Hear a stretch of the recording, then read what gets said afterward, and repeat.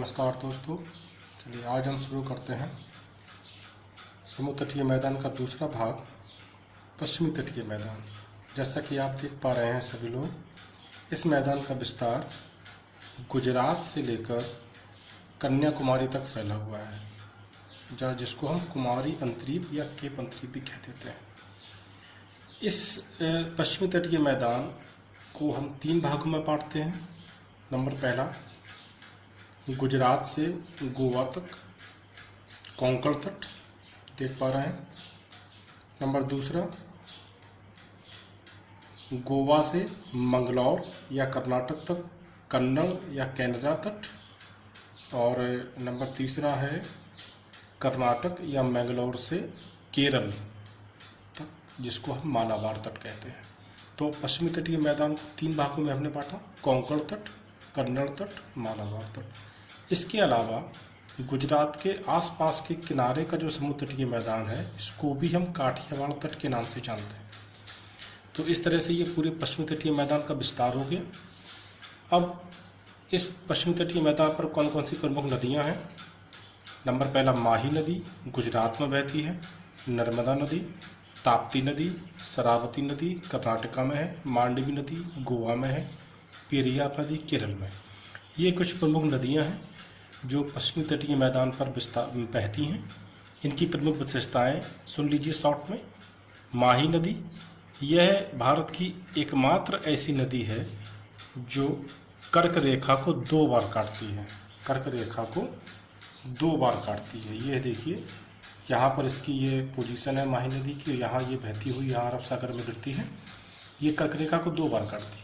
इसके बाद नर्मदा, इसके ठीक नीचे नर्मदा बहती है, जो अमरकंटक की पहाड़ियों से निकलकर अरब सागर में गिरती है।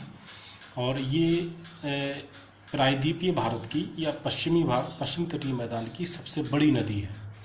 इस नदी पर मध्य प्रदेश में जबलपुर के निकट एक बहुत बड़ा जलप्रपात बनता है, जिसको हम धुआंधार जलप्रपात कहते हैं। धुआंधार जल। इसके बाद ताप्ती नदी है नंबर तीसरी। नंबर 4, शरावती नदी कर्नाटक में है। इस नदी पर कर्नाटक में जोग या गरसोप्पा या महात्मा गांधी जलप्रपात बनता है। एक ही जलप्रपात के ये 3 नाम। इसके बाद दोस्तों, मांडवी नदी गोवा में बहती है। पेरियार नदी केरल में बहती है। ठीक है। इन सभी नदियों की प्रमुख विशेषता ये है कि ये नदियाँ पूरब से पश्चिम दिशा की ओर बहती हैं। आपने लास्ट लेक्चर में हमने बताया था कि भारत की 90% नदियाँ पश्चिम से पूरब की ओर बहती हैं और डेल्टा बनाती हैं। लेकिन कुछ नदियाँ ऐसी हैं जो पूरब से पश्चिम दिशा की ओर बहती हैं, जिसमें नर्मदा, ताप्ती, माही, ये प्रमुख नदियाँ हैं। ये सभी नदियाँ डेल्टा न बनाकर एस्चुरी, जिसको हम हिंदी में ज्वार नदमुख कहते हैं, ये बनाती हैं। तो पश्चिमी तटीय मैदान की अधिकांश नदियाँ एस्चुरी बनाती हैं और पूरब से पश्चिम दिशा की ओर बहती हैं। नदियों के बाद आती हैं पश्चिमी तटीय मैदान की प्रमुख लैगून झीलें। लैगून के बारे में हमने बताया था लास्ट लेक्चर में। देखिए, पश्चिमी तटीय मैदान पर जो लैगून झीलें पाई जाती हैं, उनकी कुछ विशेषता है। क्या है? पश्चिमी तटीय मैदान पर पाई जाने वाली इन झीलों को यहाँ की स्थानीय भाषा में कयाल कहा जाता है, और ये सबसे ज़्यादा केरल के मालाबार तट पर मिलते हैं। बहुत आता हुआ क्वेश्चन है, कयाल किसे कहते हैं, कहाँ पर मिलते हैं? तो कयाल पश्चिमी तटीय मैदान में पाए जाने वाली लैगून झीलों को कयाल कहते हैं। सबसे ज़्यादा केरल या मालाबार तट पर मिलते हैं। अगर स्पेशली स्थान पूछें तो मालाबार तट, अगर राज्य पूछें तो केरल। ओके। 2 प्रमुख लैगून झीलें या कयाल यहाँ पर हैं। नंबर पहली वेम्बनाड झील केरल में है, और नंबर दूसरी अष्टमुडी झील, ये दोनों केरल में है। नेक्स्ट, पश्चिमी तटीय मैदान के प्रमुख बंदरगाह 5-6 बंदरगाह हैं जो यहाँ पर पाए जाते हैं। देख लीजिए।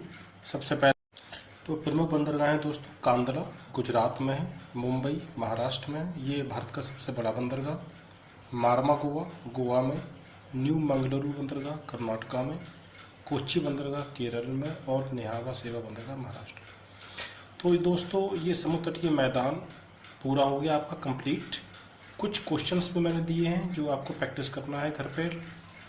लैगून झील डिफाइन करना है, डेल्टा किसे कहते हैं, एस्चुरी किसे कहते हैं, तटीय राज्यों का विस्तार, भारत के कितने राज्यों में फैला हुआ है ये आपको लिखना है, टोटल राज्य जिनमें ये दोनों तटीय मैदान फैले हुए हैं। इंडिया के मैप पर दोनों तट के बंदरगाहों को आपको इंडिकेट करना है। इस इंडिकेशन से आप हैंडमेड मैप भी यूज़ कर सकते हैं और मार्केट का अगर आपके पास अवेलेबल है तो वो भी। नेचुरल जो मैप है, प्राकृतिक नक्शा, उस पर आप ये बना सकते हैं आपको। तो लैगून झील हो गया, डेल्टा, एस्चुरी, तटीय राज्यों का विस्तार और इंडिया के मैप, ये प्रैक्टिसेस के प्रश्न हैं, ये आपको करना है सभी को। तो इस तरह से दोस्तों भारत के 5 प्राकृतिक भाग आज आपके पूरे हो गए हैं। अब जो नेक्स्ट ज्योग्राफी का टॉपिक है ये आपके ज्योग्राफी की यूनिट का सेकंड टॉपिक है, जो नासा और इसरो में difference, what is the difference between NASA and ISRO, इसके बारे में है। और इस टॉपिक के बाद आपका ज्योग्राफी वाला पोर्शन खत्म हो जाएगा, सिविक्स वाला पोर्शन इसके बाद आता है। Okay, thank you, good day.